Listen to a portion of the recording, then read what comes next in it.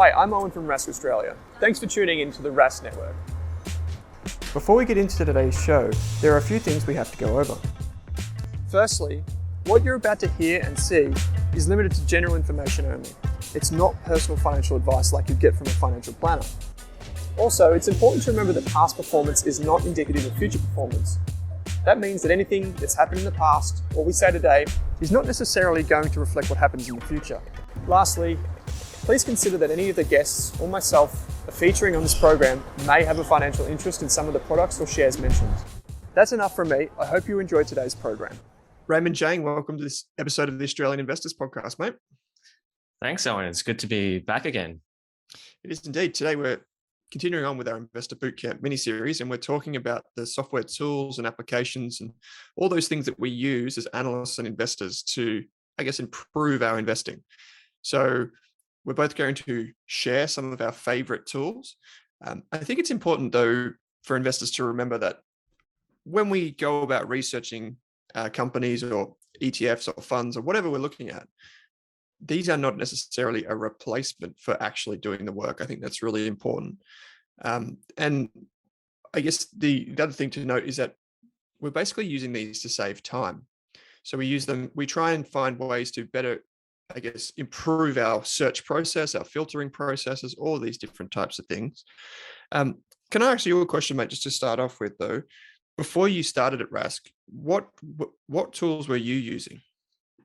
I think I was mainly using, I think I first subscribed to Under the Radar report just to get a feel of, what kind of investment ideas were out there.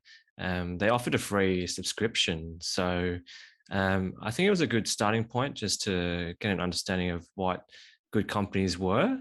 But after that, I moved on to, I think Simply Wall Street were initially starting out during that time. So they were offering free trials as well. So I think that's one of the tools that we're about to mention as well and talk about. Yeah, for sure we will. I was just looking at Under the Radar. I've never subscribed to it, but I have seen it before, and I know they've been around for quite some time. So that's a good sign as well. Okay, so I guess before I started, doing this, properly, I didn't really subscribe to anything either. So I was just kind of using free tools, Yahoo Finance, Google Finance back in the day, and then just company reports. I'd also use my brokerage account. So at the time I was using CMC Markets. I don't anymore. And I would just try and use some of the data inside the platform. I think it's just worth covering off a few key points before we get into them, because we'll start with Simply Wall Street, maybe seeing that that was brought up already. I guess there's a saying in software, in computing, that anything that can be automated will be automated. And so as an investor, I think it's important to recognize early on, if the work that you're doing can be automated by software or outsourced or something like that, you probably should use that ability, because if you're not, you're probably just wasting your time. And so things like, downloading data to Excel, then running analysis over the top of that, you might just be better off just using one of these resources we're about to talk about. And also that I think what's really important for newer investors in particular is that what tends to happen is you tend to think that these resources are kind of like a solution to good investing. By getting one of these tools, you're going to become a great investor, you're going to earn more returns and whatever. And in doing so, I think a lot of investors miss the fact that what ends up getting put into these databases, these gigantic databases, is actually the result of people, of companies, of teams doing something. For example, if you're looking at Apple's, segment report online, and you think, oh, this is great, there's forecasts here from analysts, we've got all the historical data, therefore it's a buy. You kind of miss the fact that there are tens of thousands of people that work at Apple. There are decisions made within that business. They have to retain key staff to make decisions. And in my opinion, that's where investors get an edge in the qualitative stuff. So trying to figure out why those numbers end up on the page, I think that's where the work is done. So I think that's an important point, is that we're saying this is not a replacement for good quality research. You've got to do the work, so to speak. Raymond, maybe one more question before we throw it over to the names of these companies and services that we use, is which one of these that we're about to talk about, or just in general, do you use the most? Like every day, which tool would you spend the most time in? I think it would definitely be Ticker. I think Okay. Ticker is a tool where you can pretty much review just so much data about the financials, ratios, valuation measures. It's a really quick way to understand, what's historically happened to the business. So it provides a snapshot of how the business has fared over different cycles, different economic periods, if it's a large company with a long history. Um, and it provides a rough guide as to who owns the business. It's a valuable tool to read the transcripts, so they're pretty quick in terms of uploading the transcripts from various investor calls and conferences. So yeah, I spend most of my day actually in Ticker. Yeah, okay. So this is a good spot. Why don't we jump off here then instead of simply Wall Street? So the first Yeah. tool that we use a lot is Ticker. So TIKR, not TICKER, TIKR. You'll find a link to all of these things in the show notes of your podcast player, and you'll also find a link in the investor training manual, which we've put together. So that's also available. So everything from the bootcamp series is included in that Google Doc, and you can download it. Full disclosure here on Ticker, I was speaking to Sahil, who's one of the co-founders of Ticker not too long ago. And we're actually talking about how we can potentially get some type of discount for Australian Investors podcast listeners. So there's actually a referral link in the podcast player. We don't actually receive anything for it yet, but we're trying to do it in a way that we can save you money. So I'll keep you posted on that in future episodes, but you'll be able to find the link there and sign up. It's free to sign up to just a basic version. And then it's like $30 a month or something. I don't know the exact details, but anyway, back to Ticker. What I think is really cool about Ticker, mate, I think you've discovered this. If you go into your settings up in the top here, I won't because it will reveal my email address. But if you go into the top right-hand corner, you go to settings, you can actually turn Ticker into business mode, business owner mode. And what that does is it actually removes all of the share prices and defaults around like what people tend to look at when they come into something like this. People tend to come in and they want like discounts, analyst valuations and discounts to share prices, undervalued this, undervalued that. It's very like, I guess high signal is what they're looking for. But at the end of the day, if you're a long-term investor, you probably want to analyze a business on its merits. So I think Ticker does that really, really well. Those softer UX features are really cool. You mentioned transcripts before too, right? Yeah, that's right. I think it's a really valuable resource. I think a lot of people perhaps underestimate the rewards that you can gain from reviewing and reading transcripts because, a lot of management teams probably rehash a lot of the things that they say at investor presentations and the reports that they disclose. But when they actually talk about the business and when people are asking questions, they tend to reveal a bit more insights than you would find from just reading the reports and investor presentations. So it's great tool. Yeah, and just to clear up here, Ticker does both ASX and US shares. It does global shares as well. So it's not just, a lot of these tools that we come across are limited to US companies or they're just Australian companies. This does everything, which makes it really interesting. There's some other like great things you can do. You can also like screen stocks in here. This is, if I'm ever going to use a screener, this is what I use. I know you use something slightly different, but you can come in here and you can look at funds as well. So we're going to mention one in a minute, but you can actually come in here and you can look at what some famous investors are holding and what have you. Like here we've got Prabbai investment funds, and you can see based on, I think it's the latest quarterly holdings that they file, you can see what they own. Here's some from a shareholder report, etc. So Ticker's like super popular around the world right now because people basically use it as a replacement for all those super expensive tools like Cap IQ or even Bloomberg terminals where they were looking for data. So it's really impressive, really, really good tool. Yeah, I like it too. So I'll just add that we actually don't 100% rely on the data.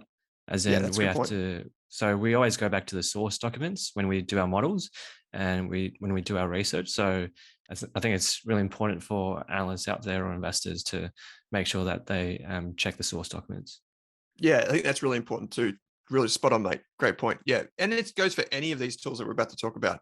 If you're relying on these things, you probably want to do it yourself. The source documents are number one. That's probably like, we're talking about the software platforms here, but definitely for resources, generally speaking, it's got to be the company documents. How about this? How about Simply Wall Street, mate? So we've got just gone from Ticker. They'll come across as Simply Wall Street, which is an Australian company. The founder of Simply Wall Street, Al Bentley, has appeared on this podcast before. What do you use this for?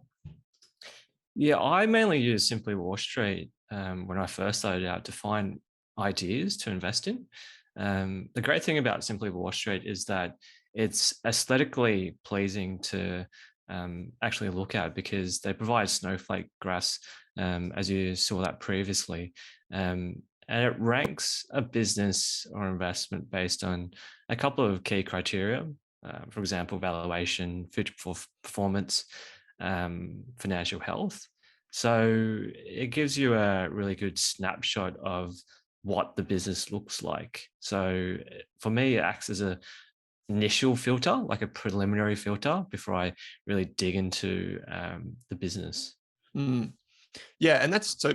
Yeah, having some familiarity with the platform and the people behind this, they were really quick to cover a lot of companies around the world, and provide very simple, easy to follow graphs, and like so to present things visually rather than just in the standard table form, which a lot of people find appealing. I'd say that's a very, very appealing to newer investors. So there's really green investors who kind of want things to make sense. They do a really good job of making it simple, hence the name, for people to understand what actually Mm. goes on behind the scenes, to digest the financials and so on and so forth. Again, though, I would probably say caution here is just around if you are a newer investor and you do jump into any of these platforms, Simply Wall Street included, it's important that you take some of these, like the analyst estimates, for example, is a question I always get. Broker says XYZ shares are worth this much. Should I rely on that? And I say no, Mm. because basically at the end of the day, if you're going to hold, you can't really borrow someone else's conviction. And so as good as the tools are, you probably want to make sure that you understand what the business does, that you understand how forecasts are generated, so on and so forth. So I just want to add that kind of little disclaimer in there. And I think Simply Wall Street would say the same thing. Like the snowflake chart is Mm. not a recommendation. It's more just a visual representation of the data. So yeah, really good, really interesting platform, and it's getting better and better. So that's Simply Wall Street. Again, link in the show notes there. The next one, mate, is one that is closer to home. Andrew Page, who created Strawman.com. This is a really interesting platform, ASX only. So for Australian listed companies, there is a premium version, which you can see if you're watching this video, this podcast, you can see it in the screen in front of you. There are also free versions. Andrew only opens the platform to premium members every now and again, and it's typically based on people that contribute to the platform, which is really cool because it's more of an investment club than anything else. Do you use Strawman? Yeah, when I first started getting into investing, I used Strawman quite a lot actually, just to really get thoughts from other people in the investing community about my thought process and also learn from others as well. It's a really great community because people share their valuation. You can see it there. Members actually go through detail as to how they arrive to their valuation, and you can use that to use it as a sense check and also educational tool as well to learn about how other people invest. And it's always good to get contrary views when you do your research. And you never know, you might meet some industry experts on the forum as well. Yeah, that's what I love it for, is that the scuttlebutts and the insider knowledge, because there are hundreds of members contributing. If we're just you and we're two analysts, we might not know much. I'm just showing the screen of Nanosonics, which is the ASX listed company that creates disinfectant units for ultrasound probes. Just in that very phrase, ultrasound probes, you're thinking healthcare, hospitals, etc. There chances are some of these members that are contributing on here are nurses or doctors, and they would have familiarity with this machine, right? Or other machines. And so you as an analyst, you can kind of grasp some of those insights from those other members that are in there and using the products and have a much better understanding than any of us could. So that's a huge reason why I like Strawman, is for those scuttlebutts, and particularly for smaller companies. It's really rich with insights on smaller companies. Again, I don't necessarily look too much at the valuation, to be honest. I just look, for me, it's all about what are other members saying? What research have they found? Have they visited a site of a small company that I don't have access to, or something like that? And you can also create a virtual account and have like fake dollars, which is pretty cool. Cool. That's strawman.com. Link in the show notes once again. The next one, mate, is, I don't know if you use this as much, which is Morningstar. Sorry. So Morningstar.com, not the .com.au version, is the one that I use, and we've got a membership too. Do you use this at all? I do use it to get some further research and further insights, because they do have a pretty big team. So it's always great to get some further insights. I mean, they have significant resources and also a lot of people in their research teams. So if you're looking for a particular company, it's always good to get some further research and also compare what your thoughts are compared to some experts, which is always handy. Yeah, it is. And what I particularly like it for, and I can actually get it up right now, is Morningstar. What I like it for is actually ETF research as well. So you get kind of everything in one. So you can get US shares in here.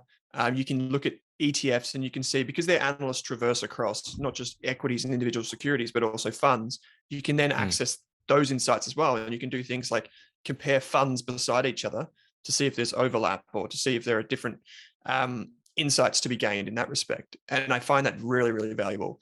So just a note here, I almost always recommend people sign up for a Morningstar.com account, not a Morningstar.com.au account. The Morningstar.com.au is, in my opinion, quite a different experience. The US version is a much better user experience. So that's why I suggest that one. As you can see here, this is the Australian one. And yeah, it's not very nice compared to the US version. So you still get the same kind of material. Okay. Yeah, I was actually scrolling through the US website, the homepage, and there's quite a lot of industry and thematic deep dives provided by some specialists in those respective areas, whether it be sustainability or tech. So if you're looking for some industry or macro plays, that provides a really good update on macroeconomic events or industry. So yeah, I would say like the Morningstar analyst team is probably like, it's got to be up there as globally speaking, it's got to be like one of the best in the world. Like, it's because they just cover everything. They're really professional analysts. They have really good ways of thinking about things. I just find it really, really impressive. So yeah, you can check it out. There's heaps of articles for free on the website as well. So you don't have to pay for everything necessarily, which is really handy. Okay, mate, there's actually one more here before we're gonna cross to a special guest who's going to answer some questions for us on this episode of the podcast. But there is one that you brought up before, which is a website called whalewisdom.com. And this is a free tool as far as I'm aware. I'm going to let you lead me here, because Whale Wisdom, I hadn't heard of it, but I had been to the website before. Yeah, Whale Wisdom was actually referred to me by our great friend Kevin Fung. So he told me about this tool to try and, essentially try and reverse engineer what the great investors are doing, because it provides you an insight into, what holdings they've been invested in and when they invested in those respective stocks. So if you try and understand what was going on in the business at that point in time, you can get a sense of what they were thinking and try and put yourself in their shoes to understand whether or not it was a good investment opportunity and what price they paid for it. And also when it comes to selling, you can do the exact same thing. Like what propelled them and what led them to sell a stock. So yeah, it's a great way to learn from the greats. Yeah. So here we can see that we're tracking Accra Capital Management, which is Chuck Accra's fund, and you can see the different holdings that they have. You can see they've owned Berkshire since, when was it? 2003 was when they first filed. And so the average price, according to Way of Wisdom, that they paid for Berkshire stock was $82. And the most recent price was 346. So you can see they've had it for an extremely long time. And they still hold it today, according to this most recent updates. And you can see that there's other companies in here like Visa, MasterCard.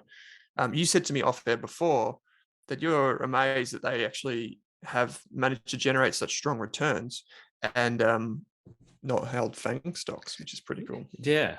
Yeah. Last time I saw their record, it's I think their returns is around 16.8% annualized. And that's over a long stretch as well. Yeah, without holding, the popular names. And a lot of those names he still holds for a very long time. Cool. Okay. So that's Way of Wisdom. It is free to just go on the website and just have a look at what these, big investors, global investors are looking at and what they're buying and selling. It is delayed.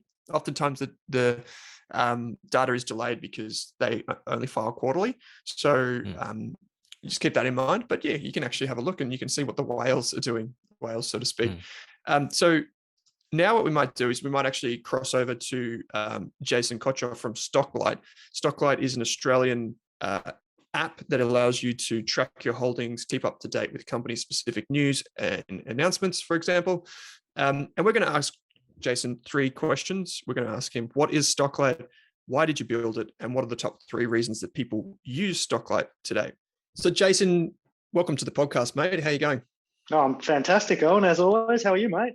I'm very good. I'm hoping you can tell us about Stocklight, the business and platform and app that you founded quite a few years ago now. Tell us a little bit about it. What is Stocklight? Stocklight, yeah, cool. So Stocklight's an app that is available on iOS and Android, so you can install it on your iPhone or your Android phone or your iPad. And at a high level, it helps you track your stock portfolio and research investing ideas. There's also a website that a lot of people use to research stocks, get annual reports, look at historical dividends and look at price charts and things like that. But primarily the audience is app-based, using mobile devices to get a quick snapshot of what's going on in their portfolio and in stocks that they're interested in. So if I'm not mistaken, it was 2012 or 2013 when you first launched Stocklight. Why did you decide to build it? Might have been 2010. Oh, it's been a while. 2010? I don't know. Yeah, a long time ago. My background is building software. I love building software. That's my big thing. And I'd just gotten back from a stint in Silicon Valley where I wanted to try and employ some entrepreneurialism. Having learnt from the Americans, they're very entrepreneurial over there. And I thought, gee, what am I passionate about? What would be my favorite thing to do? And it's investing. Like, I love the concept of investing for future wealth, and to try and get to that point where I don't have to work anymore. Yep. And I thought, gee, the stock market's an area of interest.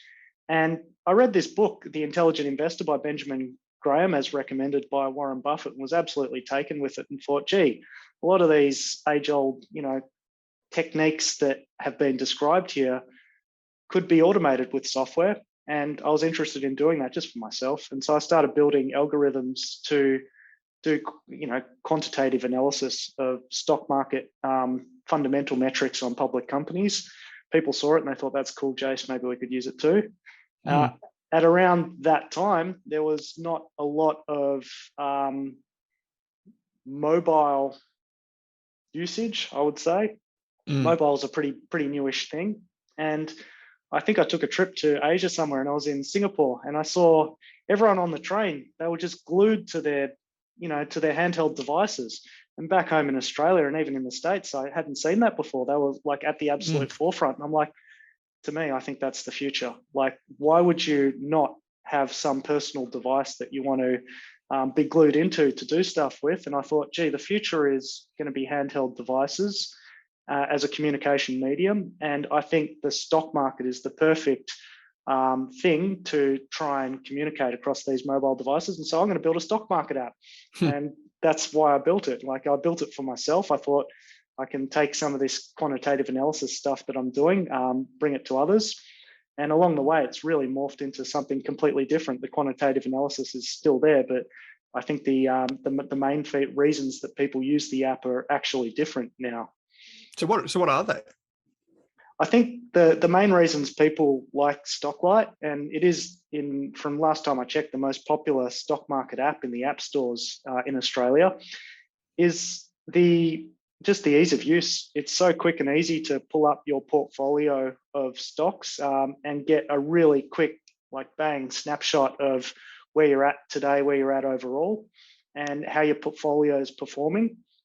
I think a key thing that Stocklight brings to the table is if you enter your trades in Stocklight, it gives you an annualized performance figure, and brokers are not incentivized to show you this annualized performance figure. Brokers are incentivized to make you trade heaps because that's how they make money.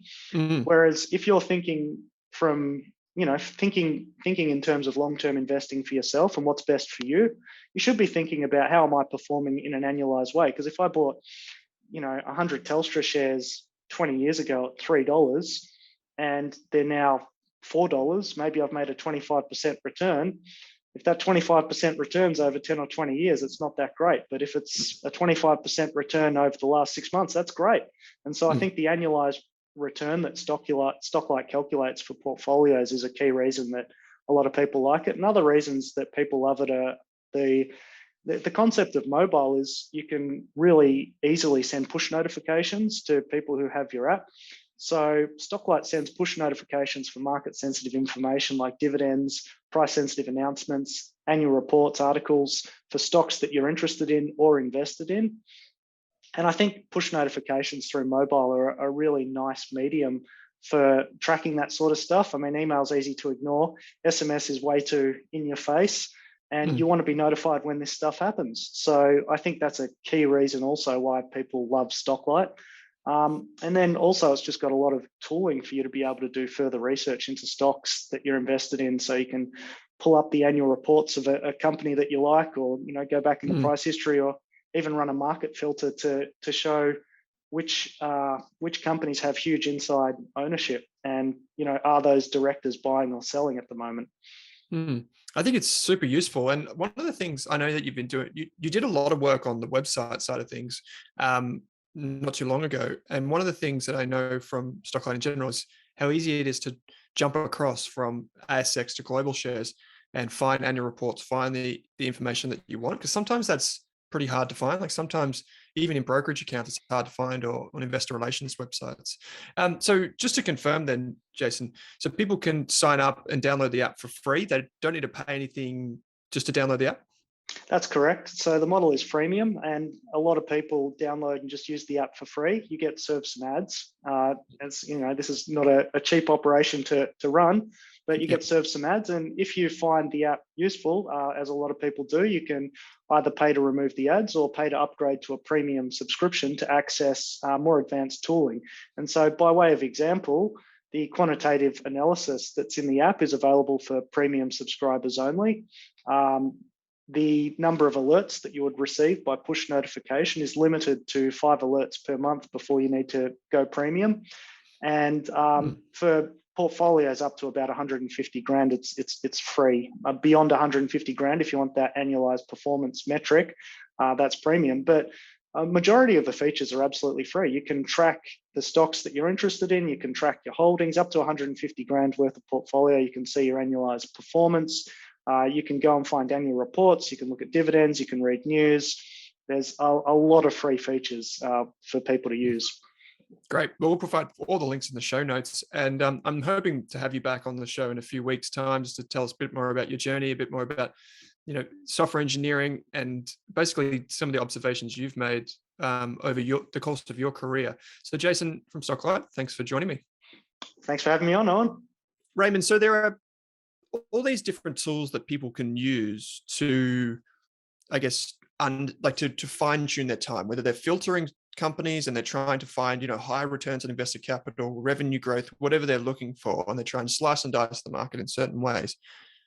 At the end of the day, like oftentimes a lot of these tools help us save time, but we still need to do the work. We still need to do research, find their own scuttlebutts, speak to people, industry insiders, and what have you. How do we take all that information and how do we keep a record of it? So we essentially use Notion as our main depository to store all our information, research, insights. The great thing about Notion is that it allows you to be flexible with how you organize and arrange your research and notes.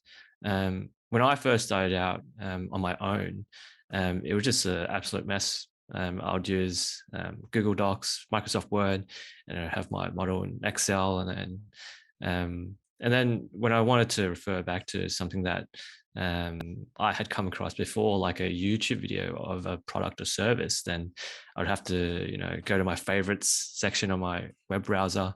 But now you can essentially do all that on Notion. You can embed YouTube videos, so you don't have to go back to the original link. As you can see, and it's also great to it's aesthetically pleasing to look at as well. You can add your own emoticons and whatnot. Yeah, so I'm just typing something in here for those of you that are listening. So Notion's like, think of it like, I guess, like Google Sheets or Microsoft Excel plus Google Docs in one thing. And it's all stored in a cloud repository. So you can edit things and you can share things. You can say, hey, Raymond, have you seen this? You can be like, hey, Owen, check this, comment on that. You can all work together collaboratively. It's not the only tool that does this, but we find it's pretty powerful for investors to use. I think for me personally, I found the learning curve pretty steep to begin with. Like I knew what it could do. I just didn't kind of understand visually how it could do it, how we could bring all of this research into one. So, but I'm just putting an example, but I like the company. And so what we use it for is we use it basically for a few different things. One is we would have our filtering and our checklists in here. So we have this, and thanks to Kevin Fung as well for this, because he's the one who really ported us across to this. But we basically have like a place where we can put all of our data in. And then we also then take it to then have our filter in here. So you can have like think of it like a spreadsheet. You can put your stock filter in here and your stock checklist. You can give companies scores. And then you can take that score of the company and then copy that back across to the master directory for your investment portfolio. So for example, let's say you have 20 stocks that you've researched. You've given each of them a score for your initial screen. Then you can say, okay, I've got 20 stocks in here. Let's compare all the scores across all the companies and let's see which one I should research first. And that's basically, the beginning of building a watch list, trying to get some conviction in not only the company, but how you're going to research is really powerful. And then you can do, your thesis, you can do your write-ups and all that sort of stuff in here. You can see on the screen here, we've got examples of different things that we look at as an investment team. And you can toggle in and out of those. I know a lot of people that use this for non-investment related stuff as well. I don't know if I've missed anything, but there's probably a lot I have. No, I think you've covered it pretty well. It's a very comprehensive tool. And I think you and I are still unlocking the potential and capabilities of the software as well. I think it can connect to Slack, which is a messaging platform that we use to push notifications to relevant analysts. And you can embed your Excel or your Google Sheets modeling in there. So for example, you could have the filter, you could have your notes, you could have your annual reports all uploaded into Notion and then view them all there and whatever. But then you could also embed your model in Notion as well. So you don't have to leave it to do all the changes. And that's because Notion's basically trying to be one of these like super low code tools, meaning that you don't have to be a programmer to use it, but you can extend to the basic functionality with a bunch of integrations and a bunch of programming-like type applications that make it so easy to use. So this is one of those ones that has really changed the game for a lot of people to store information, to analyze information, and also make things look good. If you're trying to do that too, if that's important to you. So that's Notion. You can get it for free. We use it for our team, and it integrates with heaps of different stuff. So it's really neat. It kind of takes you beyond just a simple Google Doc. As you know, they work perfectly fine, but if you want more functionality, this is definitely more powerful for that, and you can share it with your team. I was surprised, Raymond, when I was speaking to a lot of professional investors and professional investment houses, how not many of them had a good system for sharing models, for sharing information. A lot of analysts still operate in silos, even though they're in teams. So they'll have their own way of doing things, their own way of doing this or that. And it's only as they get bigger that they realize that, oh, geez, maybe we should try and bring everyone together and do something together. But Notion's a great way to do that. So there is before I let you go, there is one more resource that was on Twitter. Speaking of Twitter, such a great resource, which we will link to in the show notes too. Another analyst had put together a list of like 20 or 30 different tools that you can use for actually researching. So Raymond and I talked about basically like the actual software applications, but this other analyst had put together a list of a bunch of different resources to actually help you with each step of the research process. I think it was a list of 30 tools that he managed to put together. So it's a very comprehensive list. I think when you're starting off as a beginner investor, it might be best to stick with the simple tools first, and build your way up as you progress. Yeah, I would say definitely use Notion if you're new, or just any type of record keeping software that is scalable. So one of the pieces of advice I would give my younger self on this is have a place where you put your research, you write down your thesis, no matter how simple it is. It might be like, I heard about this in the AFR, therefore I'm going to buy it. That might be your decision-making process, but document it and then put it in a place where you can like tag that investment. So let's say it's an investment in some, I don't know, junior software company. You might tag it as software, small cap, 2012, if that's when you started investing, for example. And then you can then go back and you can tag everything. And then you can go, okay, well, I bought this in 2012. This was my decision at the time. How did it work? And it's really scalable because then you can also reflect on your own work. And I agree, like simple works. So a lot of these things have free versions.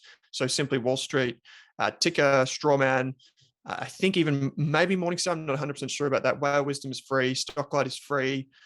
Go and use them. See what works for you. If it's a bit overwhelming, don't worry about it. Come back to it later.